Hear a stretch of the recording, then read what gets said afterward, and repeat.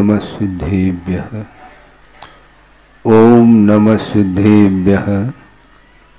ओम नमः सिद्धेभ्यः।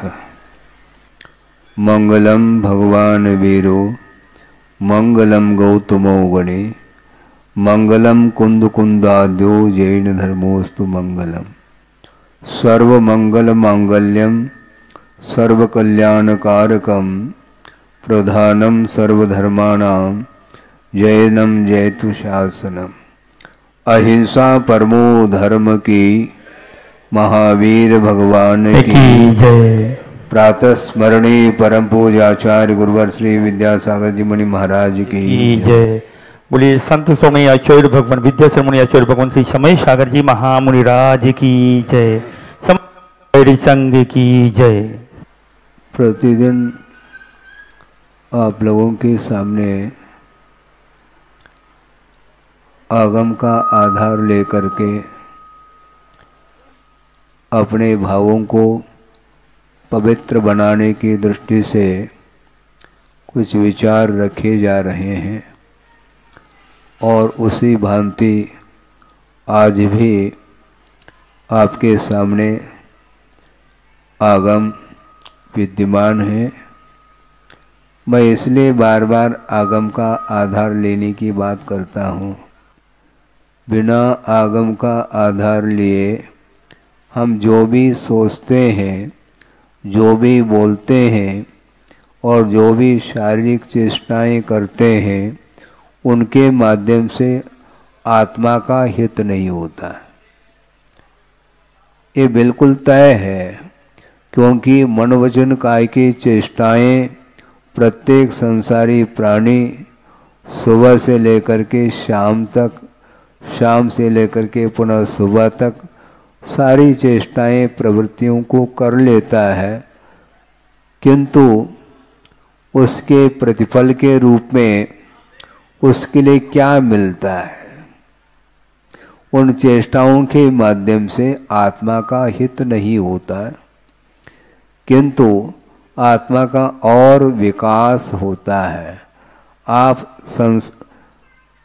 संसार का विच्छेद करना चाहो, आत्मा का विकास करना चाहो, तो उसके योग्य चेष्टाओं को करने के लिए ये आगम का अवलोकन करना अनिवार्य सिद्ध होता है। प्रत्येक संसारी प्राणी के पास परिणाम है, भाव उत्पन्न होते हैं और भिन्न भिन्न पदार्थों के निमित्त को लेकर के ही उन भावों को वो करता चला जाता है, किंतु उसके पीछे उसका विकास हो रहा है क्या नहीं हो रहा है, उस ओर ध्यान नहीं जाता है, जबकि जाना चाहिए।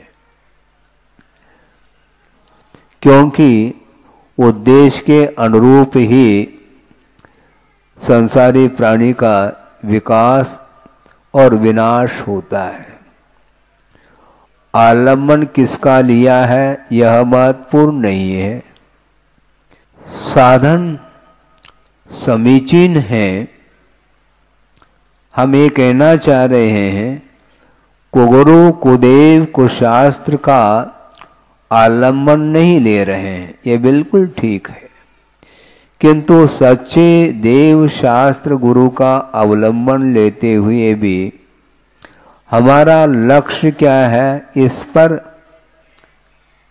निर्धारित है।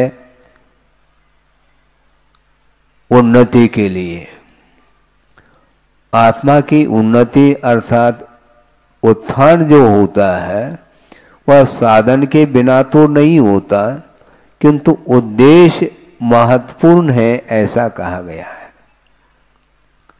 किंतु संसारी प्राणी अपने मन में बहुत सारे विचार रखता है और उसकी पूर्ति के लिए वह भगवान का भी आलम्बन लेता है और उसकी यह धारणा या मान्यता बन जाती है कि हमारा विकास निश्चित है, किंतु विकास जो निश्चित है वह उद्देश्य के ऊपर ही निर्धारित है। आपका लक्ष्य क्या है? मुख्य लक्ष्य है, जिसने जैसा लक्ष्य बनाया है और उसके अनुरूप ही उसकी गति होती है। बिना लक्ष्य के गति नहीं और उसमें प्रगति भी संभव नहीं है। इसलिए प्रतिदिन यह विषय आपके सामने रखा जा रहा है। उसी प्रकार यह और भी विषय आपके सामने रख रहा हूं कि एक बालिका है और वह प्रतिदिन नाव से जा रही है और किस उद्देश्य को लेकर के जा रही है? दूध देने के लिए।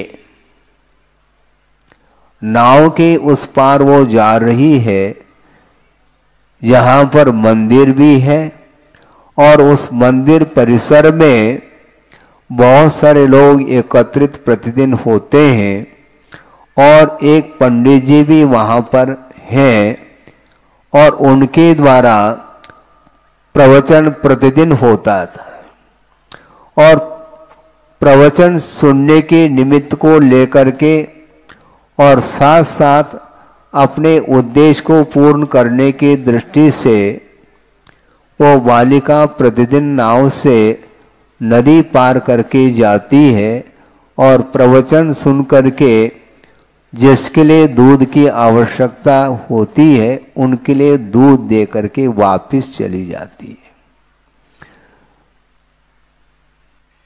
समस्या ये है, एक दिन ऐसा योग आया कि वह बालिका प्रतिदिन की भांति नाव से पहुंची है, किंतु लौटने के लिए जब विचार आता है तो उस समय नदी में बाढ़ आई हुई है और जब बाढ़ आई है तैरना तो बहुत दूर की बात है, नाव भी चल नहीं पाते उस बाढ़ में। तो ऐसी स्थिति में उसके मन में भाव आ रहा है, अब ठीक है, मंदिर में बैठे हैं, प्रभु का दर्शन भी कर रहे हैं, जन्मबिंब का दर्शन भी कर रहे हैं, पूजन अर्चन के लिए भी अवसर मिलेगा और साथ साथ पंडित जी प्रवचन तो कर ही रहे हैं और प्रवचन भी सुन लेंगे। उसके बाद देखते हैं, यदि मान लो बाढ़ उतर जाए तो वापस चले जाएंगे। इस प्रकार विचार मन में आया और वह बालिका उसी प्रवचन सभा में बैठ गई और पंडित जी प्रवचन कर रहे हैं और उस प्रवचन में यह विषय रखा गया है कि नमोकार मंत्र की महिमा। नमोकार मंत्र की आराधना के माध्यम से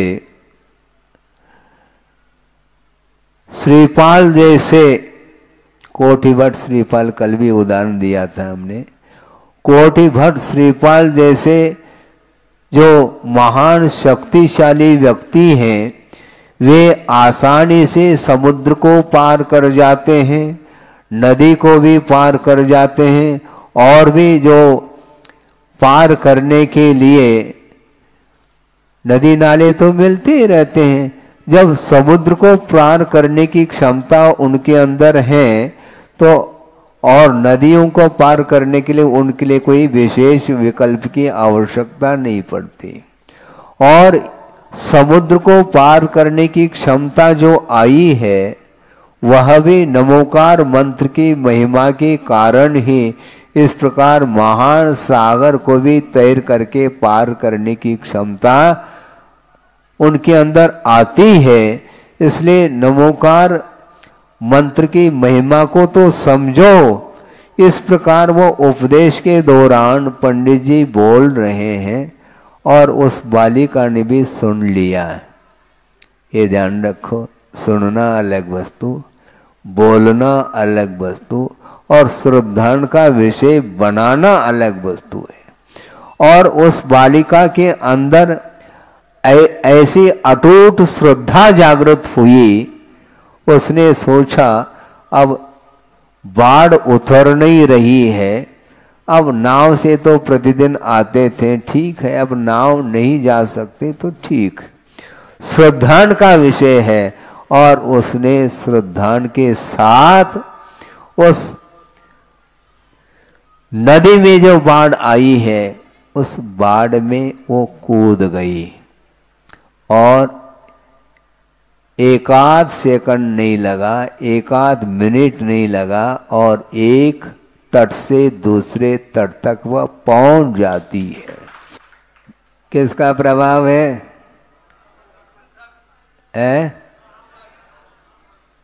समर्पण। समर्पण के साथ जो आस्था है वह वस्तुतः आस्था अनूठी आस्था मानी जाती है। और वह पहुंच गई और उसने सोचा इतनी महिमा नमोकार मंत्र में है, मुझे ये ज्ञात नहीं था। और प्रतिदिन नाव के माध्यम से वह जाती थी आती थी। उसने सोचा अब नाव का आलम्बन लेना क्या आवश्यकता है, और वह प्रतिदिन वहां पर बिना नाव से ही वह पहुंच रही है और वापस भी हो रही है। और पुनः उसने जा करके पंडित जी के सामने कहा कि पंडित जी आपकी कृपा है, हाँ, आपका महान उपकार मेरे ऊपर हुआ है, जिसके कारण उस नदी को मैंने बिना नाव के पार किया है। अच्छा, बिना नाव के? हाँ, बिना नाव। यही तो महिमा आपने बताई थी नमोकार मंत्र के विषय में, तो उसको हमने प्रैक्टिकल देख लिया है। प्रतिदिन आप उपदेश देते रहे ये अलग है, किंतु आपके बिना उपदेश के भी मेरी श्रद्धा मेरे अंदर उत्पन्न नहीं हो पाई। इसमें आपका ही एकमात्र योगदान है, इसलिए आपके लिए धन्यवाद है। और मेरा मन कह रहा है कि आप अपने यहाँ आइए, अपने घर आइए और भोजन के लिए आप पधारिएगा। इस प्रकार उसने कहा। तो पंडित जी ने कहा अच्छी बात है, चलते हैं, तुम्हारे साथ ही चलते हैं। और दोनों चल पड़े। अब गहरी नदी बह रही है और बाढ़ के साथ बह रही है, और उस पंडित जी के सामने बिना इधर उधर देखे, बिना विकल्प किए वह कूद गई और दूसरे तट तक पहुंच गई। और पंडित जी देखते रह गए।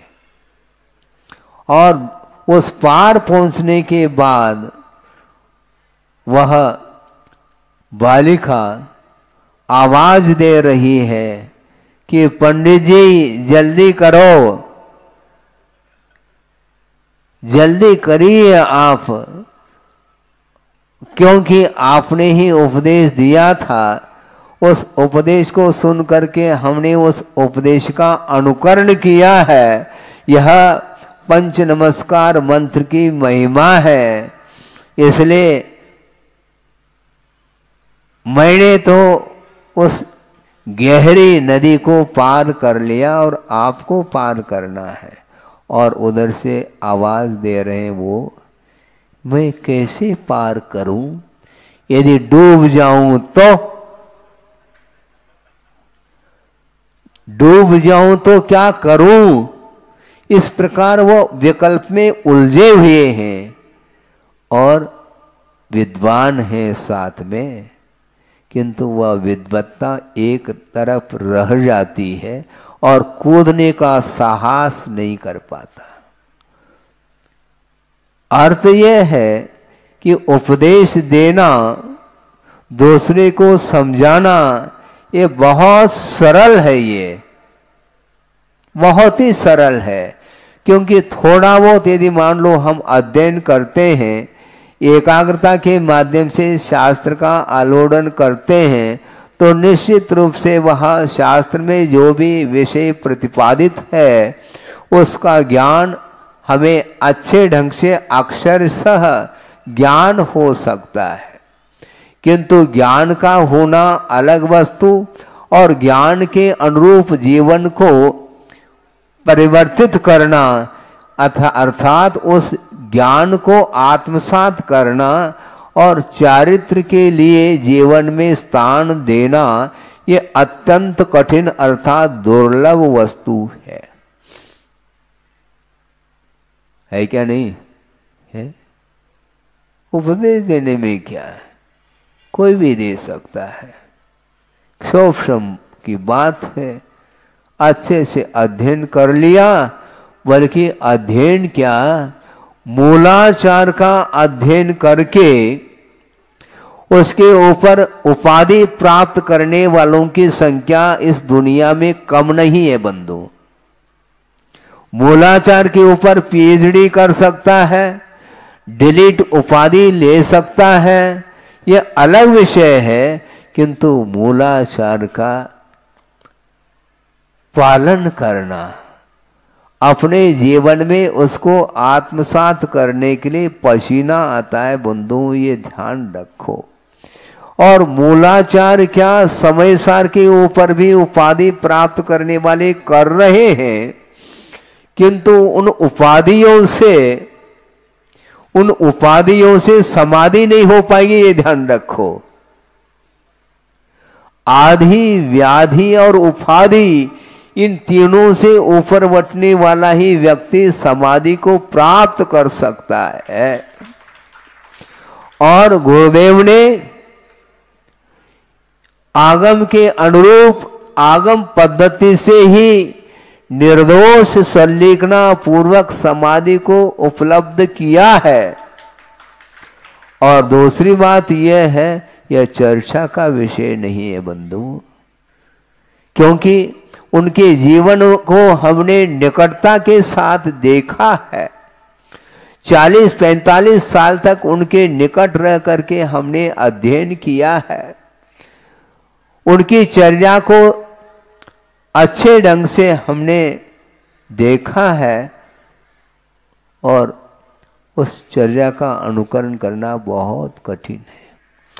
वो अपने जीवन में उन्होंने जो कुछ भी साधना की है उसको उन्होंने उजागर नहीं किया, ये ध्यान रखो, क्योंकि उजागर करने के लिए साधना नहीं की जाती। साधना आत्म साधना होती है। परमात्म तत्व को प्राप्त करने के लिए जो साधना होती है उसको हाईलाइट करने की कोई आवश्यकता नहीं, क्योंकि वह निजी साधना है, वह प्रदर्शन का विषय नहीं बन सकता। इसलिए उन्होंने जो भी चर्या की है आगम के अनुरूप की है, और उन्होंने कभी भी प्रदर्शन नहीं किया, क्योंकि यह प्रदर्शन का विषय नहीं है। इसलिए उनका बार बार हम लोगों के लिए संबोधन है, प्रदर्शन करता हुआ यह युग सदियों से प्रदर्शन कर रहा है। अनंत काल व्यतीत किया, प्रदर्शन करते करते अनंत युग व्यतीत हुए हैं। इसके उपरांत भी ज्यों का त्यों इस धरती पर वह परिभ्रमण कर रहा है। क्यों? साधना नहीं की क्या? साधना तो की है, किंतु दर्शन नहीं हुआ, प्रदर्शन सामने आया है।